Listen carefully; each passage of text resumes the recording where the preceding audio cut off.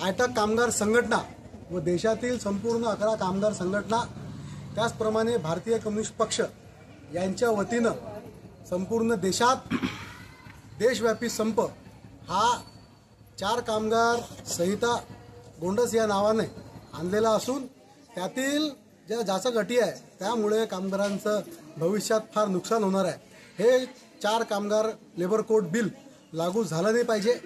सर्व कामगारांना 26,000 रुपये किमान वेतन केंद्र सरकार व राज्य सरकारने जाहीर केला पाहिजे।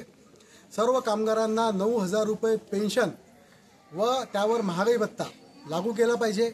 अंगणवाडी कर्मचाऱ्यांना दिलेले आश्वासन, आशा कर्मचाऱ्यांना दिलेले आश्वासन व संपूर्ण जे कर्मचाऱ्यांना दिलेले आश्वासन आहे ते आश्वासन पूर्ण केले पाहिजे।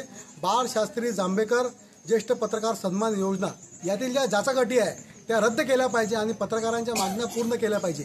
याकरिता तिलाऱ्यात महाराष्ट्र राज्य अंगणवाडी बालवाडी कर्मचारी युनियन आयटक कामगार संघटना अकोला भारतीय कम्युनिस्ट पक्षाच्या वतीने मोर्चा काढून तहसीलदार यांना निवेदन देण्यात येणार आहे। ते निवेदनाची प्रत राष्ट्रपती महोदय आणि यांना पाठवून बाल विकास प्रकल्प अधिकारी कार्यालय यांच्या मार्फत पाठवून निवेदन देऊन तालुक्यातील प्रलंबित प्रश्नाकरिता हे आंदोलन करण्यात आलेलं आहे। जर सरकारने येत्या काळात या कामगार कर्मचाऱ्यांचे प्रश्न निकाली काढले नाही तर शेतकरी जसे दिल्लीच्या सीमेवर बसले होते त्याचप्रमाणे देशातील 26 करोड कर्मचारी कामगार सुद्धा दिल्ली गाठल्याशिवाय राहतील नाही।